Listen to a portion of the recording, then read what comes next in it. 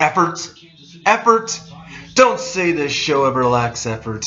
What is going on, Fantasy Football Nation? Chris Pearson here with you for the Week 13 preview edition. Yes, the video form is back on the Fantasy Football Stock Report for your team, your league, your game, your home. You know where to find good fantasy advice. My team, making a push for the postseason. My team now has won 4 straight games, 6-6 now. We have to win the division in order to make the postseason. And hopefully, whether you're in that boat or you've got a playoff berth locked up, we are this week are going to find you the matchups and the players you need to have in your fantasy lineups to have success this week and going forward. First off, though, quick little disclaimer. I just want to say thank you all for hopefully your patience and understanding. These past couple weeks have been really, really crazy, of course, with the busy shopping season and the holiday and Thanksgiving holiday and everything like that. I wasn't able to have time to put up videos the last 2 weeks, so I posted the Facebook link on my Twitter page and also on the channel for last week's in my notes form, my Stardom Sit-em format. So I hope you guys at least got something out of that if you couldn't see the video. So I appreciate you guys coming through on that and understanding that during that time as well. But I'm back this week. I've got the notes ready to go. I'm here to get you guys set up. Again, wherever you're at now, obviously the bye weeks are done. That's the first thing we need to get out of here. The bye weeks are done. They're over with.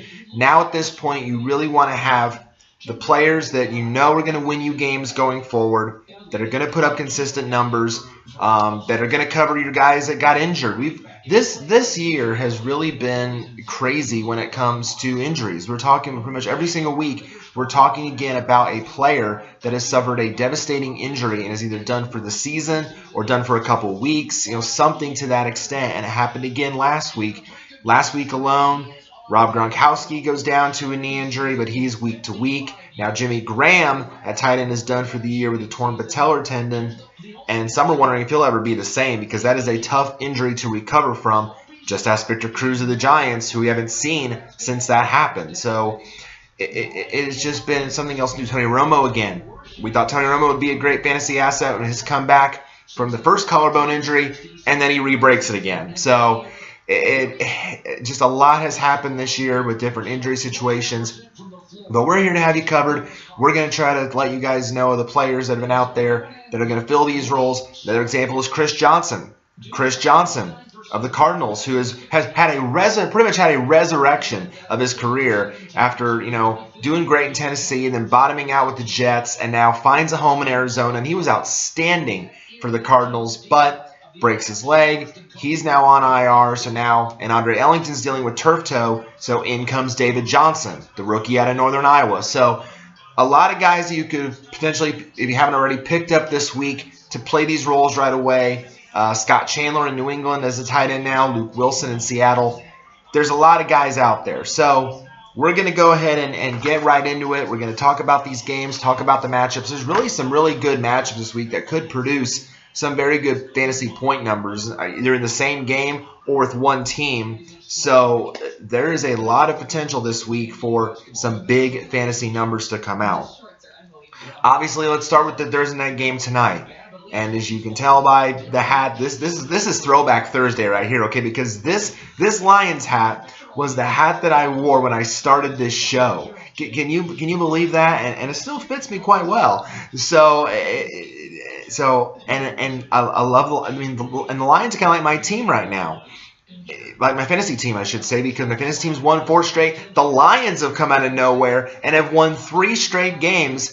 They've beaten Green Bay already. They've beaten. Last week they destroyed Philadelphia because the Eagles' defense can stop nobody right now. I think they beat Oakland. This team is just finding a rhythm right now, and even though they have no running game to speak of. Matthew Stafford is playing out of his mind. Calvin Johnson is playing out of his mind. Good for his owners like myself. I mean, they're just finding a rhythm right now. Tonight they host the Packers for a Thursday night game tonight.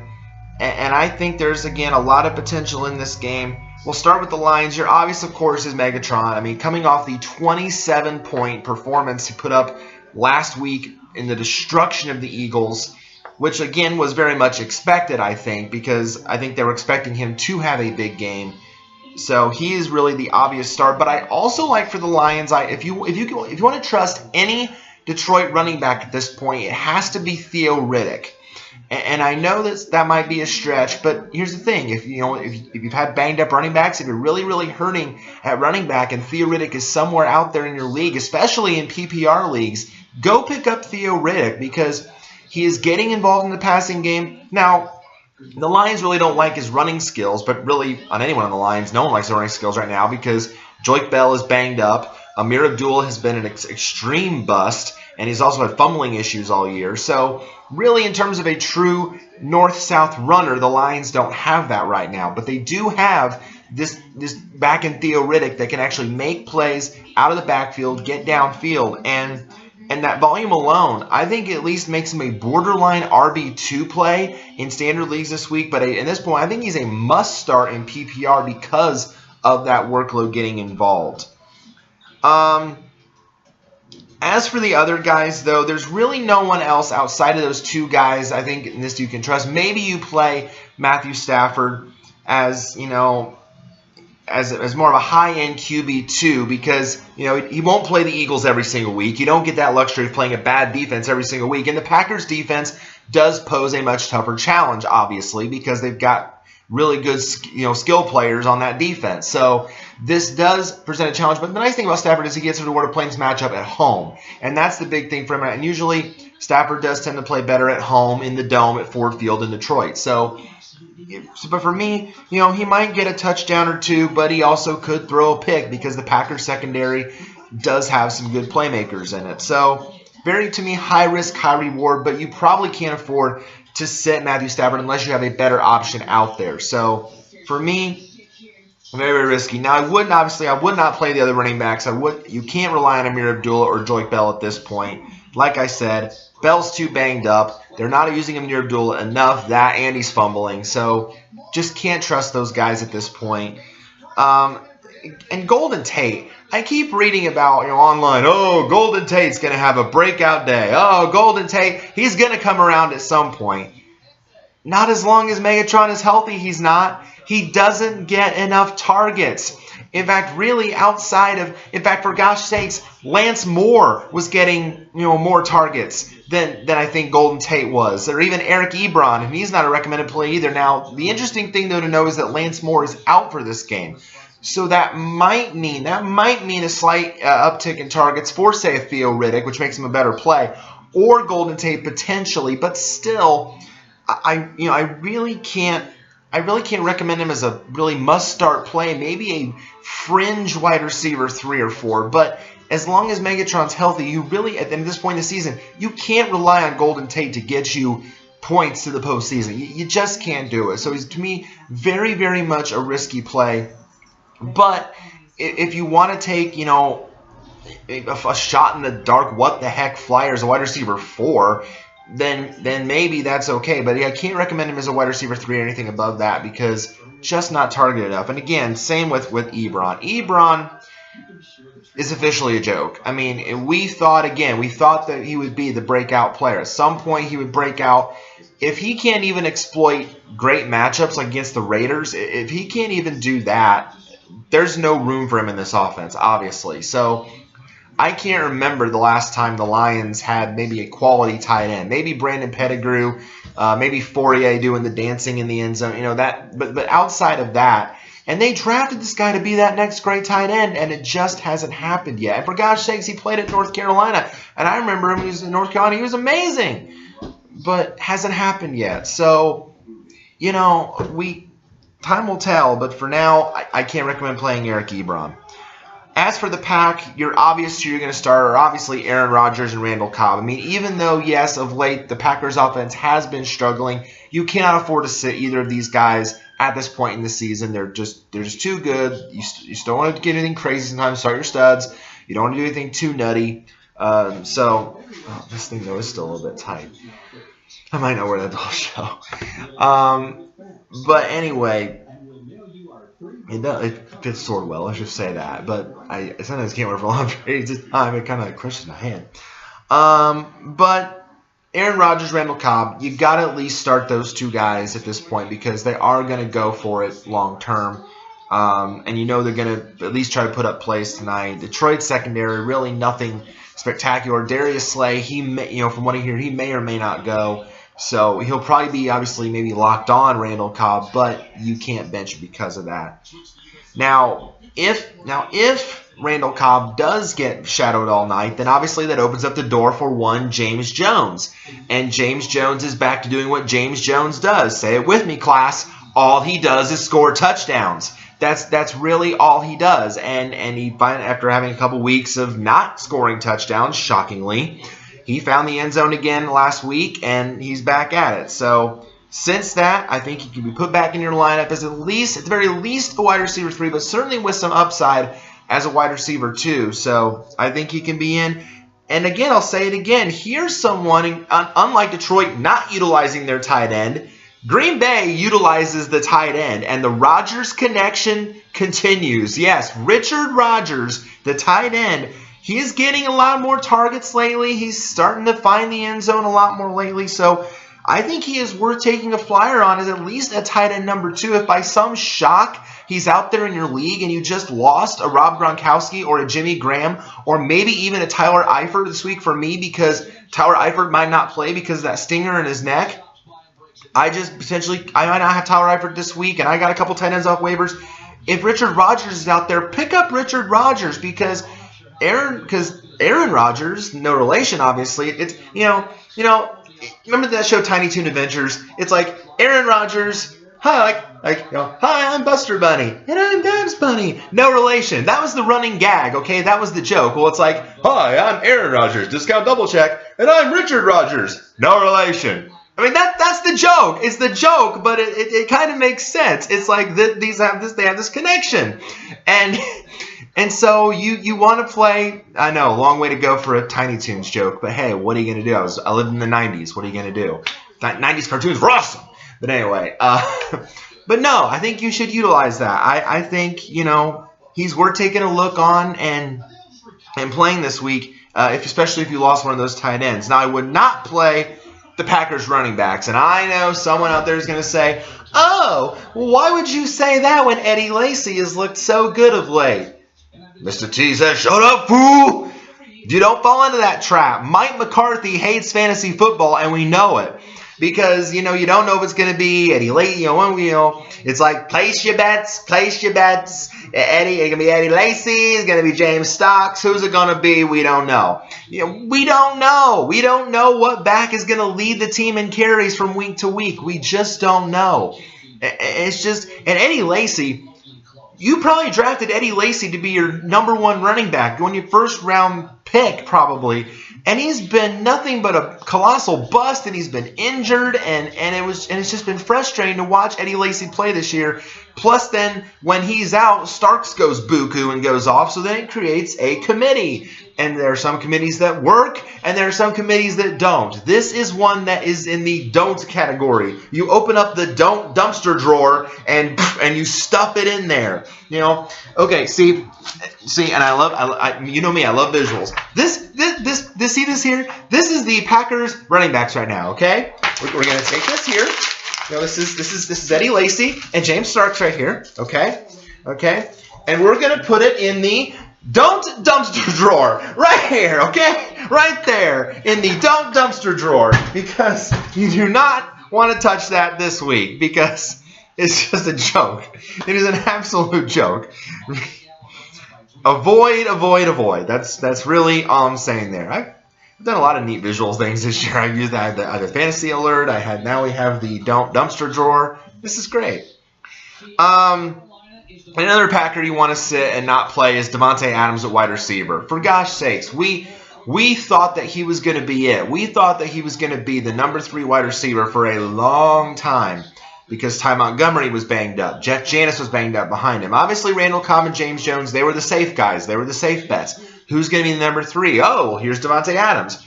But Davante Adams has basically become pre-amazing Steph Curry, okay? The ankle problems, okay? If it's not one ankle, it's the other ankle, or the same ankle, or, keep spraying the same ankle, whatever. Davante Devontae Loose Ankle Adams. That's basically what he is right now, okay? Because he keeps getting hurt, and then when he's not hurt, he gets all these targets, and he does nothing with them. He does nothing with, for gosh sakes, he got 21 targets in one game and then got what? Caught like what? 7? 8? I mean, good grief. He does nothing with them. Don't play Devontae Adams right now. It's just a mess. It's outside of him. It's just, he's a mess. All right, now into the 1 o'clock games for Sunday. And again, this week I kind of have 2 games of the week that I want to talk about first. That I think we're going to see a lot of fantasy points in. So I'm going to start with Game of the Week A. And usually when you find fantasy games of the week, it involves 2 really bad defenses. And this one is certainly no exception to that rule. I'm talking, of course, about Jacksonville at Tennessee. This is the bottom of the barrel of the AFC South. Because here's the thing about the AFC South right now. The Colts, they're competent. They're getting better. They're 6-5, top of the division. Matt Hasselbeck should be the starter going forward. He's probably not going to be, which I think is stupid. But because Hasselbeck is 4, let's see. Hasselbeck, 4-0 as a starter. Andrew Luck, 2-5 as a starter. Hasselbeck gets rid of the ball in 2 seconds. Luck, 6, 7, 8, 9. Oh wait, he still has the freaking football. Oh, he's on his butt. And then Hasselbeck is 40, but he has a perfect record. You know, offensive line does a good job. They need to scramble to protect him. Andrew Luck, where's the freaking offensive line? So, you know, so I don't know what Chuck Pagano's thinking, but that's a different story. Colts are good. Houston. The Houston Texans are coming on strong. They've won, I think, like 3-4 straight games, too. Brian Hoyer looks like at least a decent quarterback. He's got a great weapon in DeAndre Hopkins. And oh, by the way, J.J. Watt looks like, well, J.J. Watt again. The guy that looks like, you know, chopping down wood for your phone or something. But, so, Colts and Houston look competent. Jacksonville and Tennessee are not very competent. But here's the thing. Jacksonville has a lot more weapons than Tennessee does, which is why I think Jacksonville's going to win that game. But there could be potentially a lot of potential points in this matchup. So, for obvious reasons, I like a lot of the Jacksonville players in this game.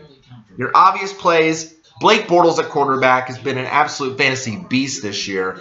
Not only because he has 2 great receivers that he normally can rely on every single week, but even when the Jags are down, garbage time points, that's huge. So Blake Bortles must play. TJ Yeldon.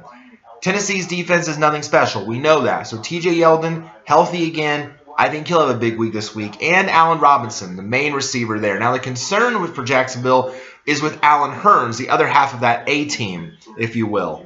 Dun, dun, dun, dun. See, I already mentioned Mr. T, and there's the A-team reference, but you get it.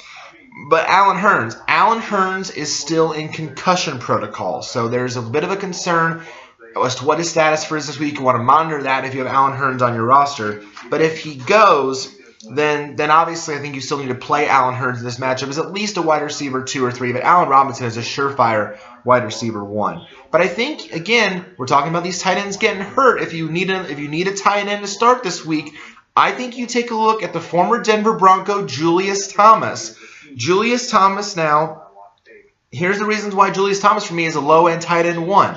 Great matchup, coming off of a big game. He's scored touchdowns in back-to-back weeks. Allen Hurns could be out. That means more targets for the former Orange Julius, now Teal Julius. So this could be, I think, you know, I think he'll score at least 1 touchdown. I think he'll at least find the end zone once, if not more. And I picked him up off waivers because, again, potential insurance for me if I don't have Tyler Eifert this week. So here's what's even more crazy. Here's what's crazy in my league. Here's how nuts my league is, or that most of my league is just giving up on the season. I was able not only able to get Julius Thomas off waivers because I thought someone would pick up Scott Chandler.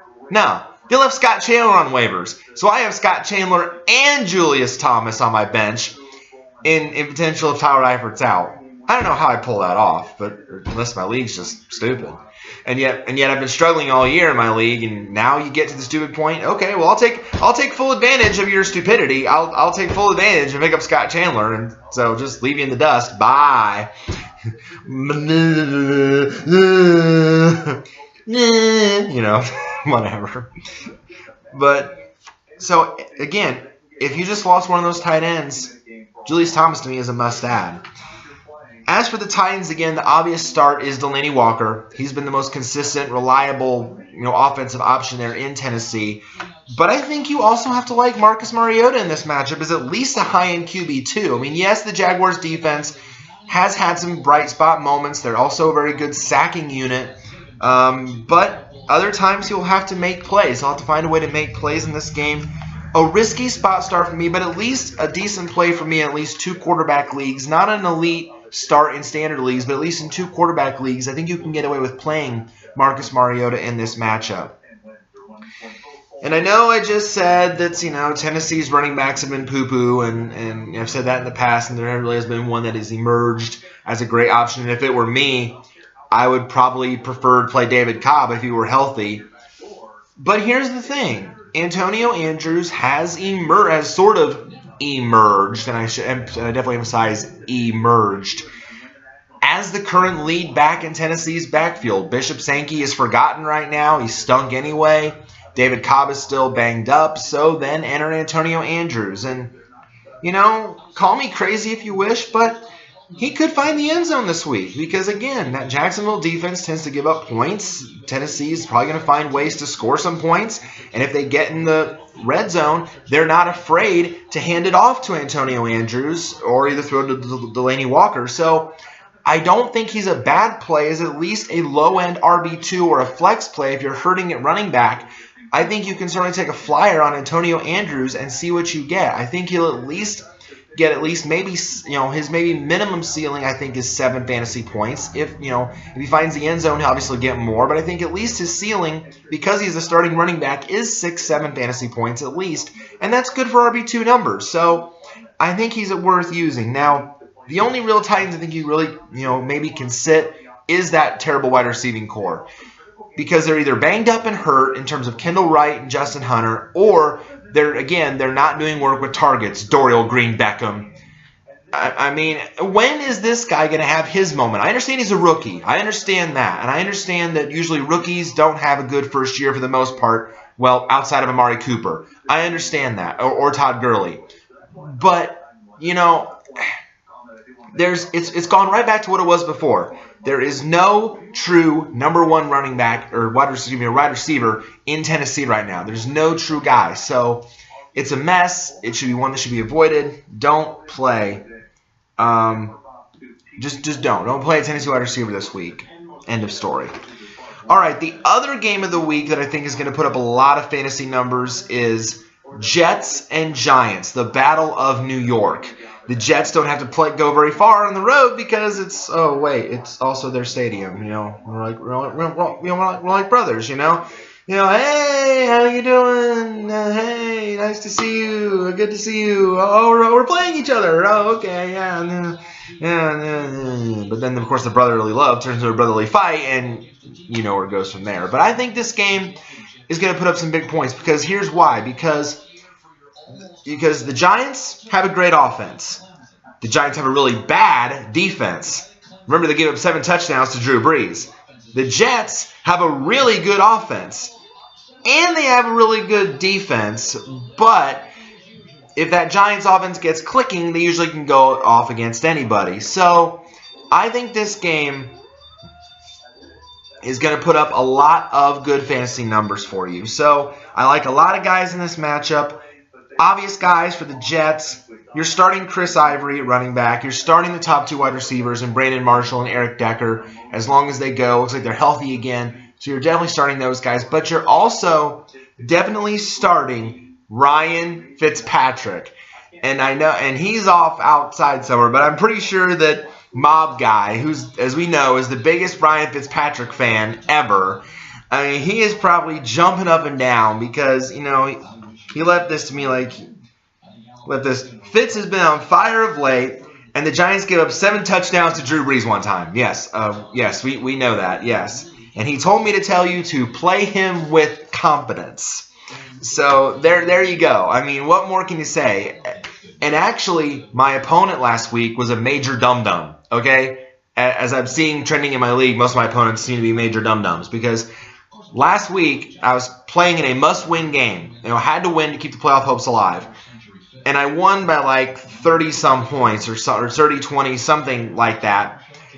And had he played Ryan Fitzpatrick, who went off for 37 fantasy points last week, we would have lost that week and my season would have been over in terms of the playoff chase. So, lucky, okay? But Ryan Fitzpatrick for me, QB1 material this week. And I rarely say that about the guy, but he's got a healthy receiving core, and he's playing the Giants, whose defense sucks. So there you go. Ryan Fitzpatrick, play him. As for the Giants, really the only two obvious guys you probably know, Eli Manning, Odell Beckham Jr., oh, by the way, OBJ, again went OMG last week because he made a ridiculous catch again last week. If you haven't seen it, YouTube it.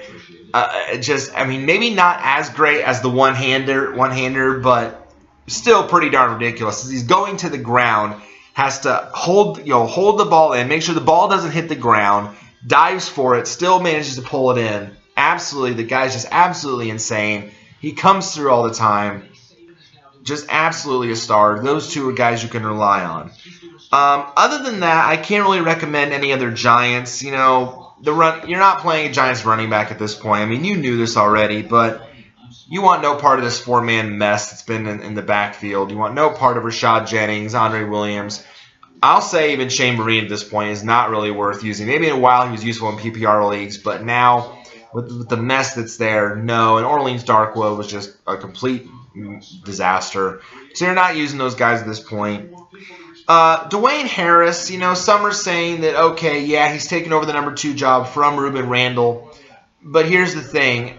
I just haven't seen a lot of consistency in him. Maybe someone that now that you kind of monitor on your scout team or, some of that effect right now. But for me, Dwayne Harris is not yet consistent enough to have full-on fantasy relevance. So maybe a risky wide receiver 4 at this point, but nothing is a must-start option at this point. Or someone you stash on your bench and see what he has in the future. But right now, not worth it right now. And again, same with Ruben Randall. You can't really rely on him right now. Just too hit or miss, too inconsistent for my taste. Okay, other matchups this week. The 1 o'clock games. Arizona is at St. Louis. Obviously, in this matchup, I like a lot of the Cardinals this week because here's why. Yes, the Rams defense normally has been a strong defensive unit, but here's the problem. In the last 4 weeks, the Rams DST has failed to put up double-digit fantasy numbers. They are cuttable at this point. I know it's hard to believe, but at this point in the season, they're cuttable. They're droppable. I dropped them to add more depth to my offensive players. So, because I have the Cardinals defense already, and the Cardinals defense is insane. So, I don't need 2 defenses at this point. So, the Rams defense is definitely worth cutting with their poor performances, including a season-low 2 points either last week or a week ago. Were just terrible. So, they've fallen off the map. So, that's why I like a lot of the Falcons this week. Your obvious is Larry Fitzgerald, obviously. Carson Palmer, low-end QB1. You can start him for sure. But the running back you're starting now, as I mentioned in the open, is David Johnson. The speedster out of Northern Iowa finally gets his chance to run this offense because Chris Johnson now is on IR. Now designated to return, but likely won't be till the postseason, so he's likely done for the regular season. Andre Ellington is dealing with turf toe. That's a painful injury, especially for running back, so he's likely out this week. So you now turn to David Johnson, and he's an immediate RB1 because not only can he run the ball well, but with that ability to be a true 2-down back and play on third downs, be that passing down back out of the backfield. That's David Johnson's skill set. We've seen it before, even when he wasn't the starting running back. Remember, he had that ridiculous sprint to the end zone for 80-some, 90-plus yards when he took it out of the backfield. That's David Johnson. He also returns kickoffs, and he can sprint like that. So the guy is just an insane beast of a player, and I love this, for him to get this shot. So should be the top waiver pickup this week. Should immediately be in lineups this week. Get David Johnson in your lineups this week. And I like John Brown this week. And thank goodness because I have John Brown on my roster. But it looks like the hamstrings have finally fully recovered. It looks like he's clearly, to me, past Michael Floyd on the depth chart. And, his hamstrings are healthy, so that bodes well. He had 9 fantasy points last week. That's good for wide receiver 2, 3 numbers, and that's where I have him this week as a low-end wide receiver 2 or 3. I'm starting him this week in my must-win game, and I think he's worth putting back in the lineups this week. I would not play, though, Michael Floyd, because even though he might be back this week, until he proves to me that he is fully healthy and fully recovered from all his ailments, I would not play Michael Floyd. For me, more of a low-end, risky wide receiver 3, but not someone that I'd recommend truly starting until he proves his full health. As for the Rams, again, as I mentioned, as you saw by parody in the opener, Jeff Fisher, he's mad. Jeff Fisher's angry because the media claims that his team's not playing with effort, and he screamed to the media, it's not an effort problem, it's an efficiency problem. So on my notes here, I put les mouvements con vigueur, which is something I think it means French for Rams with effort. I don't know, but we'll see. Rams with effort. So these are the Rams with effort. But the only player that is giving effort for fantasy lineups is Todd Gurley, and he's the only one really you can trust. But because of this tough matchup for me, he's more of a low-end RB1, not a you might obviously you can't sit him, but just temporary expectations. He probably will not hit double-digit fantasy numbers this week unless he really gets lucky, at least to me. So because Arizona can find a way to shut down opposing players, but you're sitting the rest of the Rams. You're not starting the Rams quarterback, whether it's Nick Foles or Case Keenum. You can't rely on him at this point. And you're not starting the Rams wide receivers because, Tavon Austin is very boom or bust, mostly bust.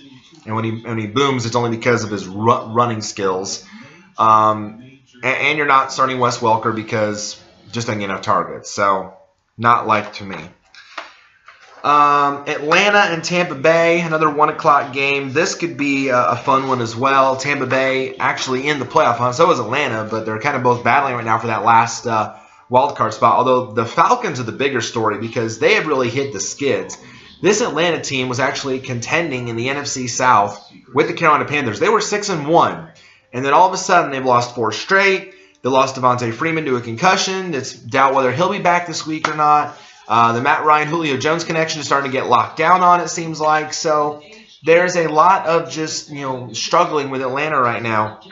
And now you're going on the road to Tampa Bay, and Tampa's been playing well of late, so it's a bit of a risk. But it should be a fun matchup regardless. For the Falcons, really, though, you can't really afford to sit any of these guys that you normally play. Outside, though, the only Falcon I'll recommend sitting is Leonard Hankerson. Because, again, yes, while he may be the number 2 wide receiver in Atlanta, he's just too inconsistent. He's too banged up to trust. I don't think he'll ever have that breakout moment. So I can't trust Leonard Hankerson. But you can't really afford to sit your Falcons at this point. You can't afford to sit Matt Ryan. You can't afford to sit Julio Jones. And you can't afford to sit whoever plays at running back, whether it's Tevin Coleman or Devontae Freeman. This is a good matchup. Tampa Bay's defense, is pretty forgiving. So you really can't afford to sit these guys. The consensus seems to be that they'll bounce back, and I think they will. I think they're too good not to. But again, you also have to be a little bit concerned that Atlanta doesn't really play well on the road. They tend to play better at home, and that's kind of a bit of a concern. But again, at this point in the season, you can't sit those guys. So I think you still play those guys. But don't play Leonard Hankerson. As for Tampa Bay, I like a lot of the Bucs this week. I really, your obvious then, of course, is Doug Martin at running back. He's been insane all year. You keep rolling out Doug Martin. And even though this is a tough matchup for Mike Evans at wide receiver, I think you still have to play Mike Evans. Yes, he's going to be on a shutdown corner again for the second straight week with Marcus Trufant. And yes, Vontae Davis did a decent job of shutting down Mike Evans last week. But you cannot afford to sit Mike Evans. He's the most talented receiver they have there in Tampa Bay, obviously by a mile. Yeah, you got Vincent Jackson there, and I think he's a decent play this week too. But even though Mike Evans is going to be on the secondary, I think you still have to play Mike Evans because of the volume of targets. So you got to play him. I like Jameis Winston again this week. I think if at least a high-end QB2. You know, he's been strong of late. He's got his weapons healthy now. He may get Austin Seferian-Jenkins back. We don't know. But even though if he doesn't, Cameron Braid at tight end has done a nice job filling in for ASF, or ASJ. So it's a little bit, you know, he's got most of those guys back, and he's worth a flyer at least in standard leagues, and I think a definitive play in 2 quarterback leagues. I think you've got to at least put Jameis Winston there because he's looked so strong of late, and his weapons are getting healthier. And I said, again, I like Vincent Jackson as at least a wide receiver too, because here's the thing. If Evans does get eliminated or at least tempered off a little bit by Marcus Trufant, somebody's got to step up, and Vincent Jackson looks like he can be that guy. He looks like he's fully recovered from the knee injury that bugged him and kept him out for at least 3 weeks this season. So he's a strong play as long as he's healthy. So roll him out there at least as a wide receiver too. Now, in my case, I have both Mike Evans and Vincent Jackson. I'm playing Mike Evans, but I'm also obviously playing Calvin Johnson tonight, and I'm playing John Brown because I like his matchup better. So I have to bench Vincent Jackson, but hopefully it doesn't come back to bite me in the butt. But I still like Vincent Jackson as a strong play. You want to have strong depth at this point in the season as well. So just keep that in mind. So again, the only bucks I would really consider sitting, you know, if Austin Seferian-Jenkins is still out with that shoulder issue, then obviously you want to keep him, you know, either on the waiver wire or on your bench. And again, if you're hurting at tight end, Cameron Braid finds the end zone. So he's someone I think you can pick up as at least a high-end tight end too. If you're hurting this week at tight end, Cameron Braid could be a worthwhile play. And for me, Charles Sims, you know, look, is it just me or have I noticed, you know, Charles Sims' touches are starting to decrease a little bit because Doug Martin's doing a lot of the work. The other receivers are getting a lot more touches. So that really limits Charles Sims' fantasy value and volume. So for me, he's nothing really more than a desperate flex play at this point. I can't really recommend him as a starter in standard leagues, maybe in PPR as a low-end RB2 or, you know, or at least a strong flex play, but nothing more than that. Just doesn't get enough volume for me. Seattle's at Minnesota. This is going to be an interesting game because, you know, Seattle is in the wild card hunt and they want to get in the chase. Minnesota. Is anybody really in the media talking about Minnesota? I mean, seriously, I gotta say it. Minnesota is probably the most under-the-radar division leader I've ever seen. Period. I mean, nobody is talking about Minnesota because when it comes to Minnesota Vikings, who do you talk about? You either talk about the defense or Adrian Peterson. That's pretty much it. Nobody's talking about Teddy Bridgewater in his second year. Nobody's talking about Stephon Diggs or old Mike Wallace or Kyle Rudolph. Nobody's talking about that. You know, you don't see it out there. So to me, it's just shocking that nobody's talking about Minnesota, but it's probably because that offense is so conservative outside of Adrian Peterson that nobody's talking about the Vikings. You know, they're right here. They're just like, oh, okay. Nobody's talking. Hey, we're leading the NFC North. Isn't that great? But nobody's talking about us. So we're just going to wait right here behind TCF Bank Stadium. And we're just going to sit here and just get ready to go. Oh, look, here comes Seattle. You know, and then they'll get ready to prowl or something, you know, and they'll be sounding that horn. You know, and then they'll be ready to go. So it's like, you know, Skull Vikings, you know, they'll play the song or whatever, you know, and it's, but yeah, enough of that. Get to the game. Okay. So who are you obviously starting in this matchup? Well, you're obviously starting the running backs in this matchup, obviously. You're starting, obviously, Adrian Peterson. Duh. But you're also starting Thomas Rawls.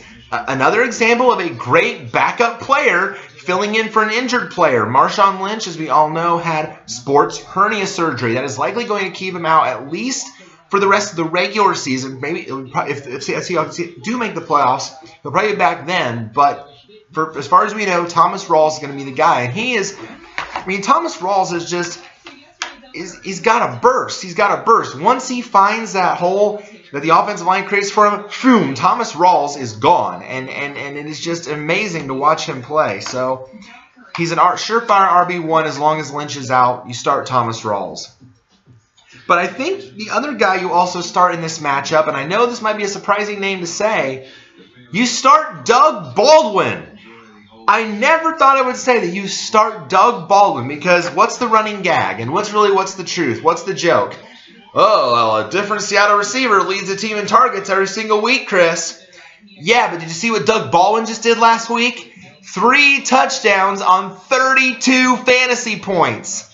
And I had to face him in my league, and I'm lucky that I didn't lose that week because I'm watching that. I'm watching the Seattle game. I'm watching this going, and I'm thinking, if I lose this game because of freaking Doug Baldwin, I don't know what to do. I would not have known what to do. I probably would have thrown rippy bits at the TV. I would have thrown something at the TV. Might have cracked the screen. I would have thrown a hat in disgust. I would have done something crazy had I lost a fantasy matchup because of Doug Baldwin. But here's the thing. He usually is the most consistent Seattle fantasy wide receiver, and he's really the only one you can trust. And yes, Tyler Lockett with 2 T's, no E, is coming on and doing some decent things there as well. And Jermaine Kearse occasionally gets a pass or 2. But Doug Baldwin's the guy. So I think at this point, he has entered low-end wide receiver 2 territory when normally he's usually wide receiver 3. So if you've got Doug Baldwin, and especially now that Jimmy Graham's going to be out, then I think you can trust Doug Baldwin. But outside of those guys, I don't really think you can really play anybody in this matchup. This can really be an ugly game for fantasy purposes. This is probably going to be a low-scoring, grind-out game. So I think there's not going to be a lot here. And I know with Russell Wilson, it's going to be tough for you to sit Russell Wilson. But here's the thing. Just lost Graham for the year. Doesn't have Marshawn Lynch, even though he's got Rawls. He doesn't have that. And the Vikings are actually a very strong defensive unit. They're just too risky for me. Unless you have better options, you probably can't afford to sit Russell Wilson. But I can't rate him as anything more than a low-end QB2. Just a risky play for me. As for the backup tight end, Luke Wilson, I really can't recommend him until we see what he does on the field. He has not really had the chance to have a starting opportunity in Seattle. So for me, that's really a risk. So really at this point, it's more of a desperate tight end 2 until we see what he does on the field. I wouldn't recommend Teddy Bridgewater either because, again, I think it's going to be the AP show. I think this is going to be a very low-scoring, grinded-out game. So not even in 2 QB leagues, I can't expect Teddy to have a big game this week. You're not starting the wide receivers against the Legion of Boom. It's not going to happen. Sorry. Sit Stephon Diggs. Sit Mike Wallace. You're not playing those guys against him. And Kyle Rudolph, I'm seeing all this stuff, start Kyle Rudolph this week. Start Kyle Rudolph. Hey, want to start Kyle Rudolph. What's all the hype on Kyle Rudolph? I mean, seriously, for most of this year, he's just been junk. He's very boomer bust at tight end. He's not an elite tight end by any stretch. And in this matchup against Seattle, I would not expect anything less. I am not on the Kyle Rudolph bandwagon this week. Sorry, I'm not. San Francisco is at Chicago. We have breaking. Oh boy, here we go. Tom Brokaw. We have breaking news. Dun dun dun dun dun dun dun dun. We finally have. I know this is hard to believe. We finally have a San Francisco 49er worth playing. I know. It's surprising, right? We finally have someone worth playing. There is actually this week, a must-start player for the San Francisco 49ers. That player's name? Sean Drone. Duh! I know, right? Hard to believe, but Sean the Flying Drone, okay? But yes, Sean Drone. He was literally signed off the streets. Okay? Sean Drone was signed off the street when Frank Gore and not Craig Gore because he's in the Indianapolis, but Carlos Hyde got hurt and Reggie Bush got hurt. They needed a running back. Who's out there? Oh, hey, it's Sean Drone. Come on in, Sean. And do you realize this is the ridiculous stat of the show, okay? This is the stat of the show. The San Francisco 49ers last week in their game played 53 offensive snaps, okay? 53. Guess how many Sean the Flying Drone played? 53! All of them. Every single one. He played every single snap. How often do you see a running back that plays every single snap. Here's the thing, you don't see that very often because they're not an every down back. Well, that's what Sean Trone was last week. So for that volume alone, even though he didn't score last week, he didn't find the end zone in 53 snaps, but he didn't stink either. I mean, that's the positive, right? So, and you got a good matchup this week until Carlos Hyde comes back, or Reggie's out for the year, but until Carlos Hyde comes back, I think you put in Sean Drone as at least a low-end RB1. And I know that's crazy, but every single snap, man. Every single one. Signed off the street. Every single snap. Other Niners actually like this week. I'll throw them out there. Anquan Bolden, low-end wide receiver 3. Blaine Gabbert's got to throw to somebody, right? A what the heck play. Maybe he finds the end zone. Babbitt puts up a single-digit number again. Who knows what Anquan Bolden's going to do on a week-to-week basis with Blaine Gabbert at quarterback. But, at least a low-end wide receiver 3 in this matchup. And at tight end, Vance McDonald. Think about this. He's had touchdowns again the past couple weeks, same as Julius Thomas. Back-to-back weeks of touchdowns. He's another guy who can plug in if you've lost Gronk, if you've lost Graham, if you don't have Eifert. He's another guy that you can pick up on waivers and put in there as at least a high-end tight end too. So, because Garrett Selleck is probably going to be out, so Vance McDonald comes in, finds the end zone. So, I think you can put him in as well.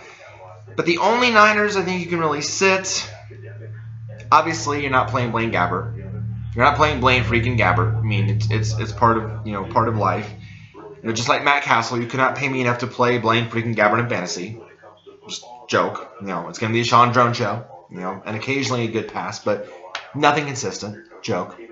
And Torrey Smith, he's a joke. You should never have left Baltimore. Seriously, you should never have left Baltimore. Just saying. Joke. As for Bears, you're obvious. The 1-2 punch. Jake Cutler, Alshon Jeffrey. And for the first time in several weeks, Alshon Jeffrey is not listed on the injury report. That's big news for his owners and for Bears fans. So, big news there. So, it looks like Alshon Jeffrey is finally at full go. You get him in your lineups this week. So, you obviously play Jake Cutler in this plus matchup, and you play Alshon Jeffrey. But I think you can also start the Bears running backs in this matchup. And yes, I say running backs plural, because here's the thing. Matt Forte is the guy, but Jeremy Langford is not going away anytime soon. The guy just has a freakish ability, a freakish skill set. And I remember when he played at Michigan State, here being in Big Ten country, I remember when he played at Michigan State, and he was just amazing. And he showed that skill set with Chicago while Forte was out. So, for me, I think Langford at least I like Langford as a low-end RB1. I like Forte as a decent RB2 or flex play. I think both guys could potentially have really good days in this matchup.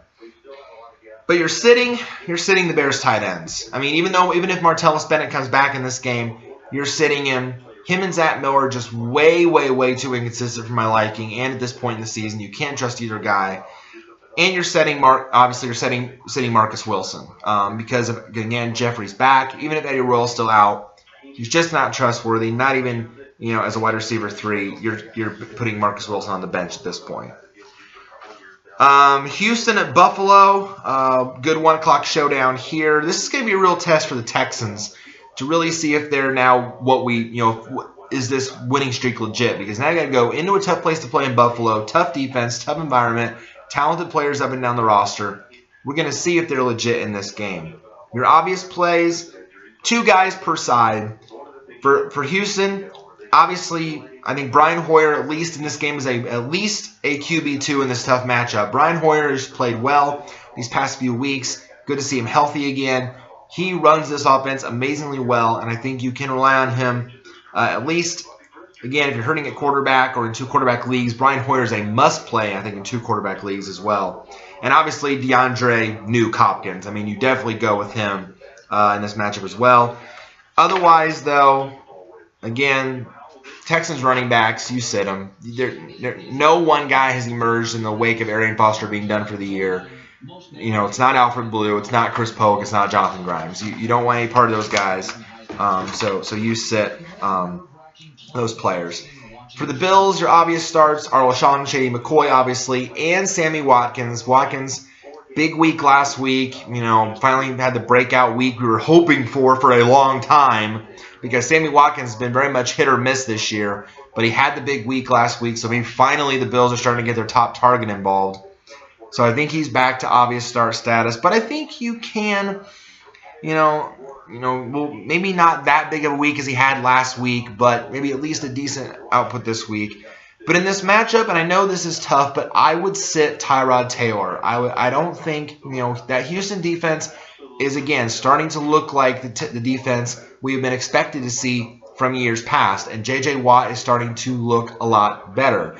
And he's starting to get help. So, I'm not really thrilled with this matchup for Tyrod. Yes, he makes plays with his running ability, and that's nice and all. But that Texans offense, it just shut down Drew Brees. It kept the Saints from scoring a touchdown in the first time in 150 plus games or something like that. It was the second longest streak in the NFL. The Texans just did that. So I really only recommend Tyrod Taylor in 2 quarterback leagues this week. I don't recommend him as a must-start play. And Charles Clay at tight end, I don't like him this week either. Just kind of gets lost in the shuffle. He's really, for God's sakes, to me, he's behind Robert freaking Donut Woods at wide receiver on the depth chart. Just doesn't get enough looks. I don't like Charles Clay this week. I obviously don't like Robert Woods because too inconsistent. Baltimore at Miami. I think in this matchup, you start your running back and your wide receiver combinations. This could be a game where points, again, come in bunches because, again, these defenses are really nothing special. So your obvious guys, Buck Allen at running back at Baltimore has done a great job filling in for the injured Justin Forsett, of course, done for the year with that broken arm. And Kamar Aiken has emerged as the number 1 wide receiver in Baltimore in Steve Smith's absence. So those 2 guys are very safe plays. You can start those guys. You can also start, though, Lamar Miller running back in Miami. It looks like the new offensive coordinator is actually going to use him. So I think you can play Lamar Miller, and, of course, you can play Jarvis Landry, especially now that Rashard Matthews, with those multiple broken ribs, is done for the year. But I think you can also start the quarterbacks in this matchup. I think both these guys are going to have big weeks. And actually, I know this might be a shocker, but I like Ryan Tannehill a lot more than I do Matt Schaub. And don't get me wrong, Matt Schaub showed last week in that win over Cleveland that he can run this Ravens offense and run it effectively well. I think the quote that John Harbaugh said, Matt Schaub can play some damn good football. And you know what? He showed it last week. He certainly did. I think Schaub is a really good spot start play this week and a definite good play in 2 quarterback leagues. But I like Ryan Tannehill a lot more in this matchup. The Ravens defense, very forgiving. They just allowed 27 points to the Browns, who are terrible, who had Josh McCown and Austin Davis at quarterback. I think Ryan Tannehill needs to be in your lineup for sure. Matt Schaub, a flyer quarterback play at best, but especially in 2 quarterback leagues unless you're hurting at quarterback. But Ryan Tannehill needs to be in your lineup this week, and I think he's the better quarterback of the 2 this week. In terms of guys you're sitting, Crockett Gilmore, he's not one you can rely on. The Ravens have given up on using their tight ends effectively well. That pretty much died when Todd Heap left the team and Dennis Pitta got hurt, so that pretty much died. I mentioned Rashard Matthews out for the year in all likelihood with those fractured ribs. And Devontae Parker, while eventually he will emerge as a top receiver in Miami, it might not be this year until we really see more game action from him. Yes, he had a touchdown in Matthews' absence last week, but until we see more, you can't really rely on Devontae Parker just yet. Cincinnati is at Cleveland this week. I think that should be a big win for Cincinnati. The obvious question there in Cleveland is who's going to be starting at quarterback, and it looks like it's going to be Austin Davis and not Johnny Manziel. You're starting a lot of your Bengals in this matchup. You're starting Andy Dalton. You're starting Giovanni Bernard, and you're starting A.J. Green for sure. But I think you can also start Jeremy Hill in this matchup. I like him as a high-end RB2. Yes, I think Bernard is a safer play because he has been all year and he's gotten more involved. But Hill's been bouncing back of late, and I really can't see him having a bad game in this matchup. Now, you're sitting wide receiver Marvin Jones because any wide receiver outside of A.J. Green, to me, is just too inconsistent to trust. But in all likelihood, you're probably going to have to end up sitting Tyler Eifert at tight end unless he does play. He did not practice yesterday, so the reports right now are not looking very promising for Tyler Eifert. Right now, I still have him in as my starter until he's officially ruled out. Once he's ruled out, then I'll plug in Scott Chandler or Julius Thomas. But for now, we want to monitor it going forward, see what happens in practice on Friday or today's report to see what happened with Tyler Eifert. But for now, it looks as though we're not going to have Tyler Eifert this week. So just have a backup plan. Have a backup plan on your bench in case Tyler Eifert is out. I really can't trust playing any Browns, though, in this matchup. Not Austin Davis, not Isaiah Crowell, not Duke Johnson. The backs are just both busts. Not Travis Benjamin. And really not even Gary Barnidge. I know it's saying a lot. It's tough to bench Gary Barnidge, but he hasn't had Austin Davis at quarterback yet. So for me, it's just too much a risk. Kansas City is at Oakland. A lot of good options, I think, in this matchup. Your obvious picks here, whoever starts at running back for Kansas City is going to have a big day, whether it's, Charkandrick West coming off the hamstring if he's fully healthy, or Spencer Ware, who showed that he can have the starting running back job here. So I think either back is good. Jeremy Maclin, Travis Kelce, as long as he's healthy. Those are your obvious guys. But I think you can also start Alex Smith here as a low-end QB1. Look, the Raiders' defense, very forgiving. I think Smith is a great start and at least a sleeper play if you need one. As for the Raiders, your weapons, Derek Carr, Latavius Murray, Amari Cooper, Michael Crabtree. Even though this is a tough matchup going up against Kansas City, Oakland's at home where they tend to play better. Derek Carr is coming off a big week. His weapons are healthy. He's getting, the weapons involved. But I wouldn't play Seth Roberts yet. I mean, based on one game, he had the big week, but don't buy into that. Remember what happened with Andre Holmes? He had the one big game, and then what happened last week? Exactly, he disappeared. So can't rely on that. So don't buy into that hype just yet. Denver's at San Diego at 4:05. Your obvious plays, again, for your Broncos, your wide receivers, Demaryius Thomas, Emmanuel Sanders. Those are consistent guys. And again, you can start Brock Osweiler as at least a high-end QB too, Clearly, Brock's not worse than Peyton Manning. He just beat New England, which is something Manning has not done yet in Denver. So I highly, highly doubt, and I know that, some are saying, oh, Peyton's going to come back. Well, I don't think he should. I think Peyton should not get his job back. I think Osweiler's done a great job with it. He's running the offense the way it should be run. San Diego's defense banged up. I like Osweiler in all formats this week. But please, I beg you, sit the Denver running backs. I'm seeing a lot of people online say that the Denver running backs, so C.J. Anderson, Ronnie Hillman, are going to have big weeks this week. No, I don't buy into that. C.J. Anderson had a good week last week, but he's still going to lose touches to Ronnie Hillman. It's just, to me, I'm not ready to buy into that yet. So I don't want to, don't want you to be that guy yet. You're putting your season on the line. So don't be that guy yet who buys into those guys and makes that mistake. I don't really like a lot of the Chargers in this matchup because, again, with the tough matchup, the toughest obviously to say would be Phillip Rivers because he plays so well. But for me, it's tough to play any of these guys. For me, bust alert for Phillip Rivers, more of a low-end QB1. And all other guys, obviously not playing Melvin Gordon. Danny Woodhead is risky for me as well because, again, that secondary, that bottling up ability. Aqib Talib is going to be all over Stevie Johnson, their top option. Dontrell Inman, maybe a wide receiver 3 or 4 flyer, but not a must-play. And Antonio Gates, for me, more of a high-end tight end, too. In the Philly-New England game at 4:25, I like a lot of the Pats, obviously. Really, again, the only Pats you're sitting are the injured Rob Gronkowski and the injured Danny Amendola and the injured Julian Edelman. Other than that, you're starting Tom Brady. You're starting LeGarrette Blount. Brandon LaFell now is going to step up as the number 1 wide receiver with those guys out, so you're starting him as well. I mentioned Scott Chandler. Put him in there as a tight end 1 as long as Gronk's out. And I like James White as an RB3 or a flex, and maybe even Brandon Bolden. Because now, again, Vereen's gone to the Giants, so now one of these guys has to pick up that role.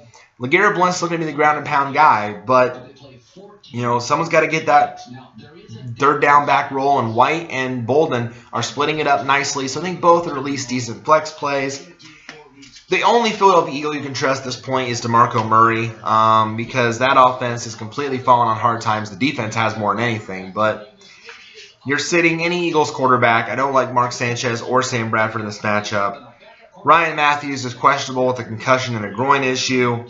You can't trust any of the wide receivers, not even Jordan Matthews at this point. He's fallen apart. And I don't trust Zach Ertz or Brent Selleck at tight end either.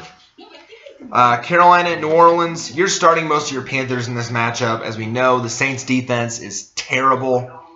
Cam Newton, Jonathan Stewart's going to have a big week, Greg Olsen, and you can probably even start Ted Ginn and Devin Funchess at least as low-end wide receiver 2s, because both even could very well find the end zone, because we know the Saints defense, even without Rob Ryan, is poison. But it's good for fantasy. Fantasy, we're playing against them. For the Saints, the only real obvious guys you can trust, Drew Brees and Mark Ingram. You might not be able to afford to sit these guys. They're not must-start options, but, it's kind of tough. Even in the matchup, they're still going to probably put up decent numbers. So Brees you can play, Ingram you can play, but more of a high-end RB2. But I'm sitting Brandon Cooks. I'm sitting Willie Snead against that nasty Carolina secondary, anchored, of course, by Norman Island, Josh Norman. And tight ends, you can't really trust Ben Watson or Josh Hill at this point. That's too big of a mess. Colts in Pittsburgh at 8:30 Sunday night. For the Colts, your obvious is T.Y. Hilton. But I like Dante Moncrief, that was a low-end wide receiver too. He actually got a lot involved with Matt Hasselbeck last week and became a reliable target. And, oh, by the way, Andre Johnson's role in targets continued to decrease, so therefore one must increase. So good news for Dante Moncrief. So I think you can play him as a low-end wide receiver too. And I actually like Hasselbeck as a low-end QB too. Again, he's nothing flashy or special, but he finds ways to get the job done. And as long as he does that, he's going to put up points. So the Steelers will have a bit of a challenge for him, but I like him at least in two quarterback leagues. And I tell you what. Boom Herron. The team just signed Boom Herron recently. And Coach Chuck Pagano just said that Frank Gore's body right now is beat to crap. Well, then that means you probably get more work to the young Boom Herron. So I like Boom Herron as at least an RB3 or a flex play. I'm sitting Frank Gore this week if you have him. I mean, to me, just nothing more than a low-end RB2 play because, they signed Boom Herron back. They signed Zerlon Tipton back. That's not good news for Frank Gore going forward. So, to me, not a good play. For the Steelers, your obviously is D'Angelo Williams at running back, one of the top options out there right now. But I think you can obviously start Ben Roethlisberger. From all reports we've heard, he's good to go. He's practicing. He's cleared concussion protocol, so it looks like he's going to play this week. So, you can roll him out there this week. Your receivers, Antonio Brown, Martavis Bryant, Marcus Wheaton. I like them all. I like all those guys, especially considering what Marcus Wheaton just did against Seattle. I think at least as a low-end wide receiver 3 are all big plays this week. But sit tight end Heath Miller because, now that the receivers are healthy again, he won't get those targets. And finally, the Monday night game, Dallas at Washington.